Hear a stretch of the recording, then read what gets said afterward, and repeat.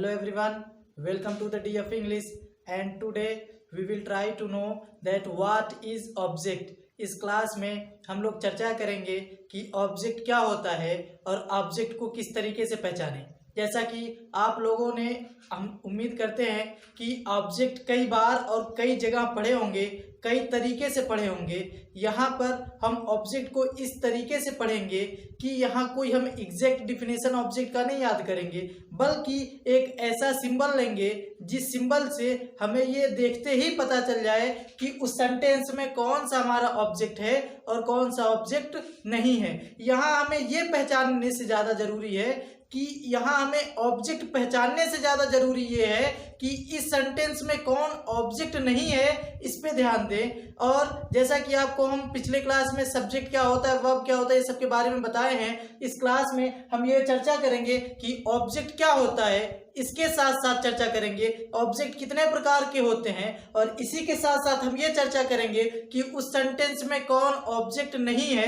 क्योंकि जब तक आपको उस सेंटेंस में एलिमिनेट करना नहीं आएगा, उसमें छांटना नहीं आएगा कि इसमें कौन से ऑब्जेक्ट नहीं है, तब तक आप ऑब्जेक्ट बढ़िया तरीके से नहीं पहचान सकते। तो आइए क्लास शुरू करते हैं। जैसा कि लिखा गया है ऑब्जेक्ट, यहाँ ऑब्जेक्ट हम कैसे पहचाने, इसके लिए एक डिफिनेशन बनाया गया है। वो क्या है, आप सेंटेंस में क्या या किसको लगा करके क्वेश्चन करें। आप एक सेंटेंस, जैसे मान लीजिए ये 3 सेंटेंस हम यहाँ लिखे हैं, किसी सेंटेंस में आप क्या लगा दें या किसको लगा करके क्वेश्चन करें, और क्वेश्चन का जो आंसर आएगा, जो जवाब आएगा, वो जवाब हमारा ऑब्जेक्ट होता है। अगर हम साधारण लैंग्वेज में कहें तो क्या या किसको के जवाब को ऑब्जेक्ट कहा जाता है। अगर किसी सेंटेंस में आप क्या लगा करके या फिर किसको लगा करके कोई क्वेश्चन करते हैं, तो उस क्वेश्चन का जो जवाब आएगा वो जवाब हमारा ऑब्जेक्ट होता है। जैसे यहाँ एग्जांपल से समझते हैं। पहला एग्जांपल है, उसने राम को पेन दिया। अब यहाँ पर हम चाहे क्या से क्वेश्चन करें या किसको से क्वेश्चन करें, तो आइए क्या से क्वेश्चन पहले करते हैं। उसने राम को क्या दिया, क्वेश्चन किए क्या से, उसने राम को क्या दिया, तो यहाँ क्या का जवाब आ रहा है, उसने राम को पेन दिया है।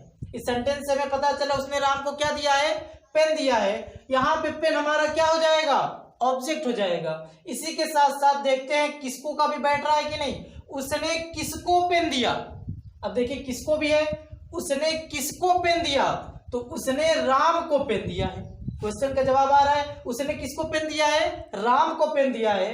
तो इससे पता क्या चला कि इस सेंटेंस में 2 ऑब्जेक्ट हैं, एक है पेन और एक है राम। क्योंकि क्या से जवाब क्वेश्चन करने से हमें पेन का आंसर आता है, किसको की क्वेश्चन करने से हमें राम का आंसर आता है। इसलिए इस सेंटेंस में 2 ऑब्जेक्ट हैं, और ये जो पहला है ये सब्जेक्ट है और ये वर्ब है। अब ये सब्जेक्ट कैसे, वर्ब कैसे, आप हमारे पिछले क्लास में पिछले वीडियो को देख सकते हैं। उम्मीद करते हैं आपको समझ में आया इसमें पेन कैसे ऑब्जेक्ट है और राम कैसे ऑब्जेक्ट है।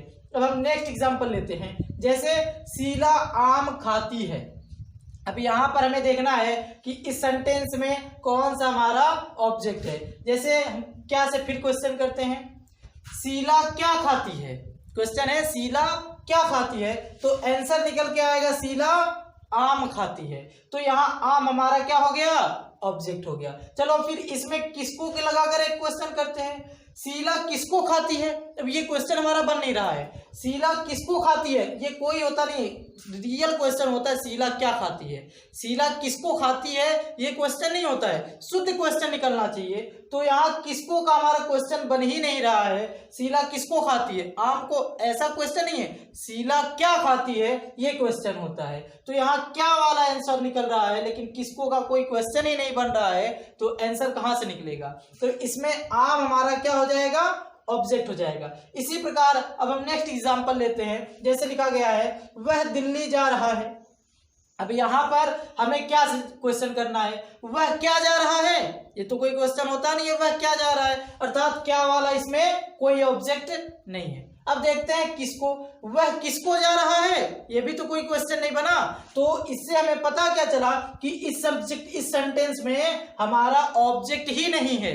क्यों ऑब्जेक्ट नहीं है, क्योंकि यहाँ क्या का भी क्वेश्चन नहीं बन रहा है। जाहिर सी बात है, जब क्वेश्चन नहीं बनेगा तो उसका आंसर कहाँ से निकलेगा, और जो आंसर निकलता है वही तो ऑब्जेक्ट होता है। तो क्या का क्वेश्चन नहीं बना, इसी के साथ साथ किसको का भी क्वेश्चन नहीं बना। इससे पता क्या चला कि इस सेंटेंस में हमारा ऑब्जेक्ट है ही नहीं।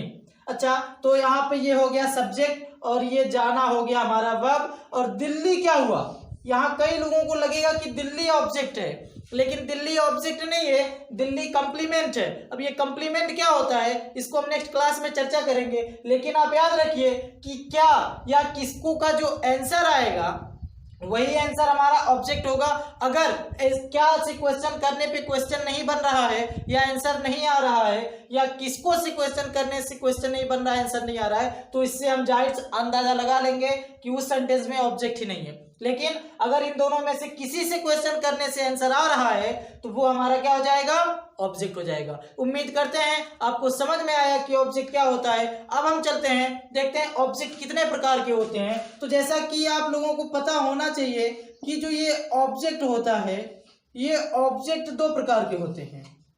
ऑब्जेक्ट जनरली कितने प्रकार के होते हैं, दो प्रकार के होते हैं। एक ऑब्जेक्ट होता है इनडायरेक्ट और एक ऑब्जेक्ट होता है डायरेक्ट।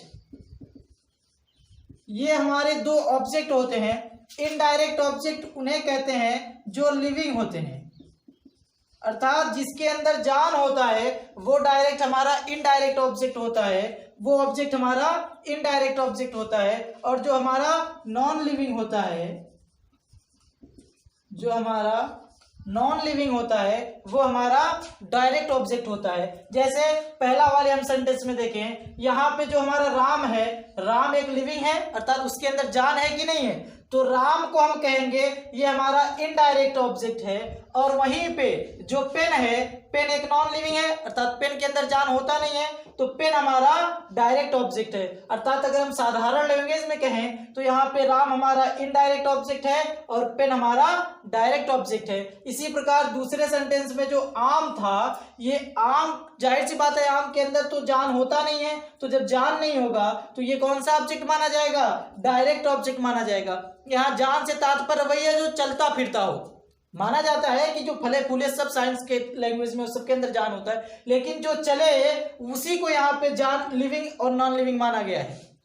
अब इसमें तो कोई हमारा ऑब्जेक्ट ही नहीं है, तो इसमें डायरेक्ट और इनडायरेक्ट की कोई क्वेश्चन ही नहीं उठता है। तो उम्मीद करते हैं आपको समझ में आया कौन से डायरेक्ट ऑब्जेक्ट होते हैं और कौन से इनडायरेक्ट ऑब्जेक्ट होते हैं। अब यहाँ पे एक नोट करने वाली बात यह है, यदि सेंटेंस में डायरेक्ट और इनडायरेक्ट दोनों ऑब्जेक्ट हो जाए, इसे आप नोट डाउन कीजिए। यदि एक सेंटेंस में इनडायरेक्ट और डायरेक्ट दोनों ऑब्जेक्ट आ जाएं, तो सबसे पहले आपको ट्रांसलेट करने में सबसे पहले आपको ऑब्जेक्ट में लिखना है पहले इनडायरेक्ट ऑब्जेक्ट,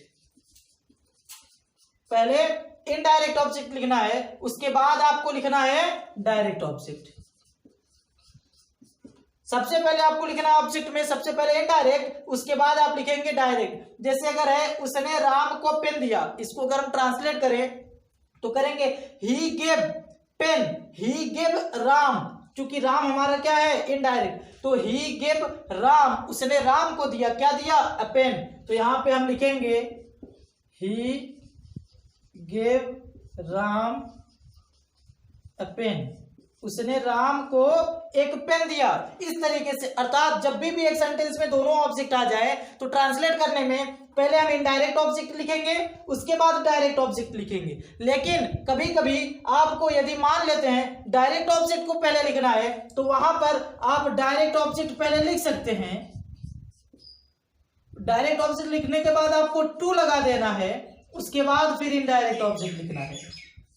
ये इसका रूल होता है कि अगर डायरेक्ट ऑब्जेक्ट लिखते हैं तो उसके बाद टू लगाएंगे, फिर इनडायरेक्ट ऑब्जेक्ट लिखेंगे। जैसे इसी को एक तरीके से और लिखा जा सकता है, ही गेव अ पेन। अब यहाँ पे अ पेन हमारा हो गया डायरेक्ट ऑब्जेक्ट, तो he gave a pen to Ram, he gave a pen to Ram. चूंकि अगर डायरेक्ट ऑब्जेक्ट आप पहले लिखे हैं जो कि पेन है, तो उसके बाद आप टू लगाएंगे, फिर इनडायरेक्ट ऑब्जेक्ट लगाएंगे। अब इसी तरीके से जितने भी सेंटेंस हो, हजारों सेंटेंस हो, आप इस रूल से क्या या किसको के जवाब से आप उसको ऑब्जेक्ट निकाल सकते हैं। उसी के साथ साथ यहाँ एक चीज और देख लीजिए कि जो हमारा क्या से क्वेश्चन किया जाता है, जो हमारा क्या से क्वेश्चन किया जाता है, वो उसका जो जवाब होता है वो डायरेक्ट ऑब्जेक्ट होता है।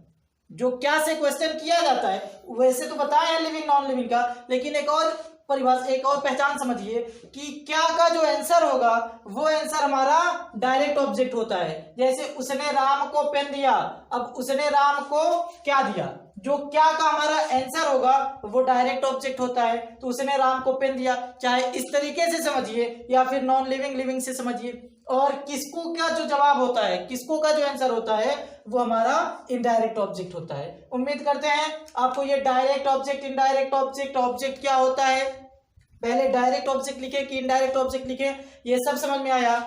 आज के लिए इतना ही। इसी प्रकार और भी वीडियो पाने के लिए हमारे चैनल को सब्सक्राइब करें और बेल आइकन को दबा दें, जिससे रोज आने वाले वीडियो का नोटिफिकेशन आपको बिल्कुल टाइम पर मिल जाए। जय हिंद, जय भारत।